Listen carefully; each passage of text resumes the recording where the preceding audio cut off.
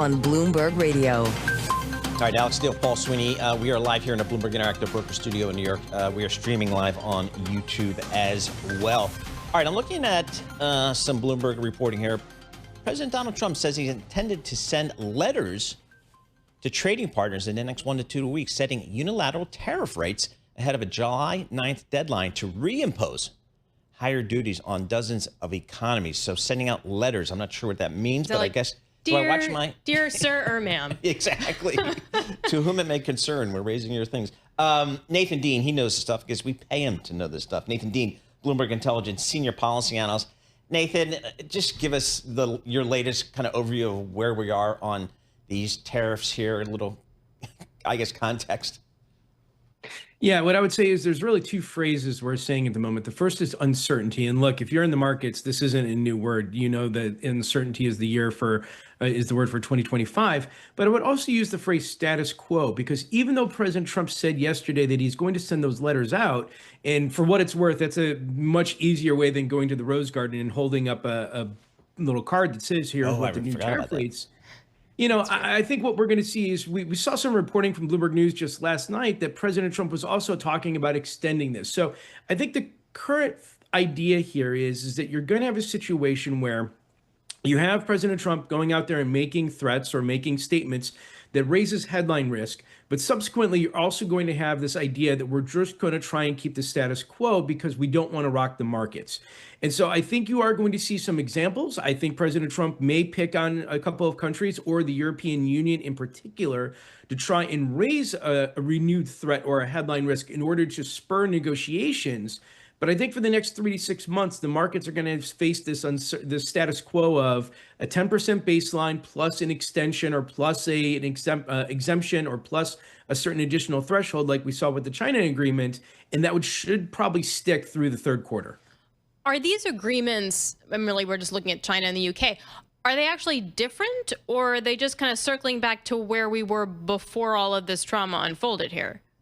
Well, so the China one is mostly status quo from where we were before, but the UK agreement was different because the United Kingdom didn't have a trade deficit with the United States like other certain countries do. So the base case scenario that you should be looking at is a 10% minimum tariff on every country. I mean, look, you know, we heard Treasury Secretary Scott Bessent say if they don't have any trade, tariffs on us, we're not going to have tariffs on them.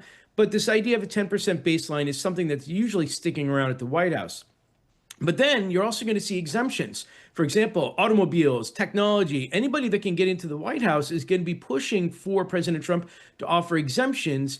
And we just go back to this idea that if you are going to see sectors that impact consumer prices, so think of things like Apple MacBooks or Amazon or, Walmart, like Treasury Secretary Scott Bessent was just getting pushed about in the Senate Finance Committee, then you are going to see exemptions, but then there are going to be additional, tariffs for other countries. But we should say that a lot of this depends on negotiations. Bloomberg News reported just 20 minutes ago that Prime Minister Mark Carney said the U.S.-Canada is going well. They reported last night that negotiations with India weren't going so well. So that idea for examples to be made before July 9th could come about.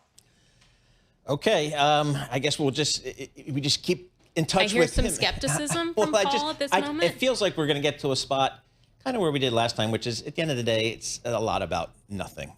And I think the markets, certainly the equity markets, might be pricing that in with the rebound here. All right, Nathan, for the adults in the room here, what's the next thing from DC we should be focusing on here? So the number one question we've been getting from our clients just this morning is, when is the Senate Finance Committee going to release its legislation or its text of President Trump's One Big Beautiful Bill? So if you're an equity investor and you're exposed to the solar industry or the wind industry, this is very important to you, because Senator Crapo just last night was saying that things like certain tax credits should be phased out earlier.